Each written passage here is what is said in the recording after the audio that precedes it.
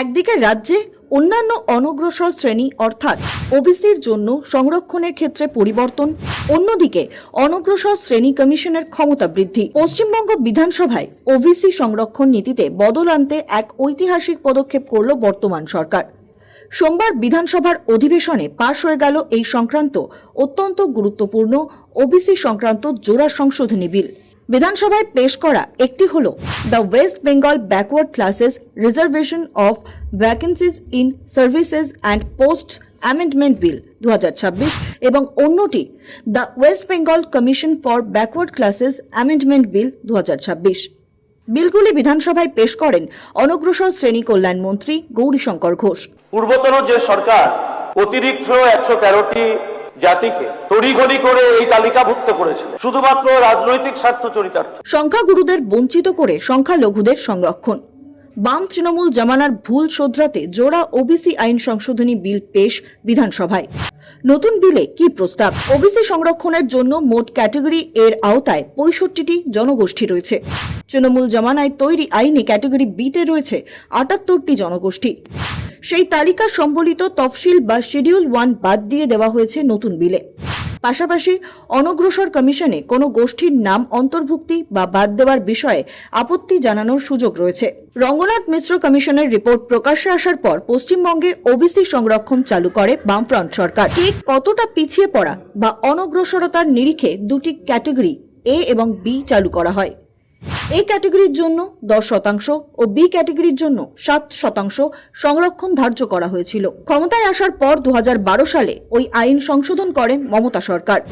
তখন ক্যাটাগরি এর মধ্যে 65টি এবং ক্যাটাগরি বিতে 78টি জনগোষ্ঠীর তালিকা জোড়া হয়। তফসিলি জাতি থেকে ধর্মান্তরিত খ্রিস্টানদেরও ক্যাটাগরি বিতে রাখা হয়। বরাবরই বিজেপি অভিযোগ করে এসেছে শুধুমাত্র ভোট ব্যাংক রাজনীতির জন্য মুসলমান তোষণ করেছে পূর্বতন তৃণমূল সরকার।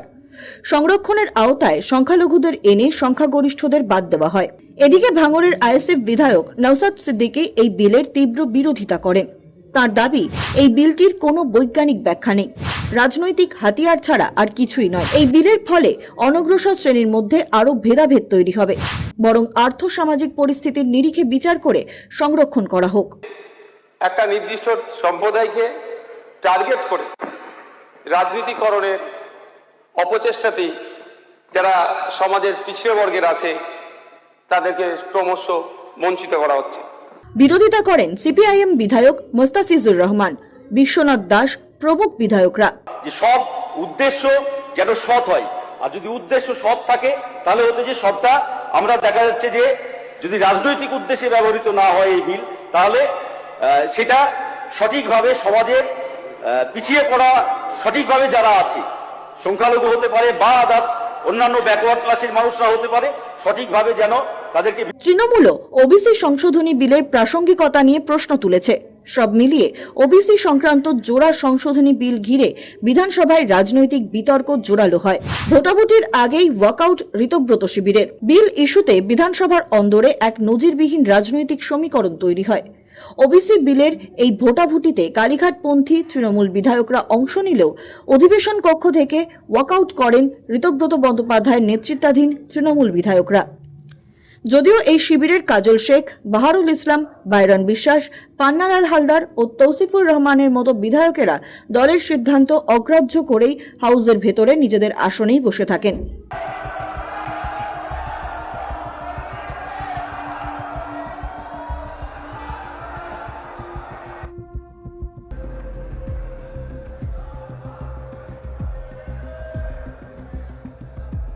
মাননীয় সদস্যরা এদিকে ওই 5 বিধায়কের কাছে গিয়ে তাদের অভিনন্দন জানান বেলেঘাটার বিধায়ক কুণাল ঘোষ। তিনি বলেন, আপনারা থেকে ঠিক করেছেন, ওরা বেরিয়ে গিয়েছে যাক। তবে ওই 5 বিধায়ক বিধানসভা কক্ষের ভেতরে থাকলেও ভোটাভুটিতে বিরত থাকেন। এদিকে কালীঘাট শিবিরের শোভনদেব চট্টোপাধ্যায়, বিমান বন্দ্যোপাধ্যায়, কুণাল ঘোষ, আলিফা আহমেদ এবং পুলক রায়রা প্রথম থেকেই ভোটাভুটিতে সক্রিয়ভাবে অংশ নেন। শেষ পর্যন্ত বিলের পক্ষে ভোট পড়ে 186টি এবং বিপক্ষে পড়ে মাত্র 17টি ভোট। অন্যদিকে ভোটদান থেকে সম্পূর্ণ বিরত থাকেন 6 জন বিধায়ক। 93 সালে 66টি জাতিগোষ্ঠীকে ওবিসি তালিকাভুক্ত করা হয়েছে। পরবর্তীতে বামফ্রন্ট চলে যাওয়ার আগে তারাই একটা বিল এনেছিল এবং সেই বিলকে অনুসরণ করেই তৃণমূল কংগ্রেসের সরকার তারা 113টা জাতিগোষ্ঠীকে ওবিসি তালিকাভুক্ত করেছে। মহামান্য কলকাতা হাইকোর্ট সেটাকে আমাদের যে নিয়ম তালিকাভুক্ত করা, সমীক্ষা করা, অনুসন্ধান করা, এগুলো সঠিকভাবে করা হয়নি। সেই কারণে হাইকোর্ট সেগুলোকে বাতিল করতে বলেছিল, বাতিল করার নির্দেশ দিয়েছিল। আমাদের সরকার এসে সেটার সঙ্গে সাযুজ্যপূর্ণ আইন প্রণয়ন করলো, অর্থাৎ সেটা হাইকোর্ট যেটা বলেছিল সেটাকেই আমরা মান্যতা দিলাম। 113টি জাতিগোষ্ঠী বাদ গেল, 66টি থাকলো, যেটা 1993 সালে ছিল। একটা অ্যামেন্ডমেন্ট নিয়ে এসেছে ওবিসির ওপরে, যেখানে রাজ্য সরকার সম্পূর্ণরূপে রাজনৈতিক স্বার্থ চরিতার্থের জন্য একটা নির্দিষ্ট কমিউনিটির মানুষকে দেখে দেওয়ার চেষ্টা করছে, তাদেরকে দূরে সরিয়ে দেওয়ার চেষ্টা করছে। এই বিলের বিরোধিতা করেছি। অদ্ভুতভাবে তৃণমূলের একটা অংশ ভোটাভুটিতে অংশগ্রহণ না করে তারা ওয়াকআউট করলেন। আমরা এই বিলের বিরুদ্ধে ভোট দিয়েছি। এই বিলকে প্রত্যাহার করা, এই অ্যামেন্ডমেন্টকে প্রত্যাহারের কথা বলছি। মূলত তৃণমূল জামানার 2012 সালের ওবিসি সংরক্ষণ সংক্রান্ত পুরনো আইনটিকে সংশোধন ও সংস্কার করার লক্ষ্যেই সোমবার বিধানসভায় এই জোড়া সংশোধনী বিল পেশ করা হয়েছিল, আর ভোটাভুটিতে তা পাশও হয়ে যায়। এই দুই বিল পাশের ফলে রাজ্যের সরকারি চাকরি ও উচ্চশিক্ষার ক্ষেত্রে ওবিসি সংরক্ষণের পুরো কাঠামোয় বড়সড় রদবদল ঘটতে চলেছে নিঃসন্দেহে। সৌভিক সান্যালের রিপোর্ট, সময় কলকাতা।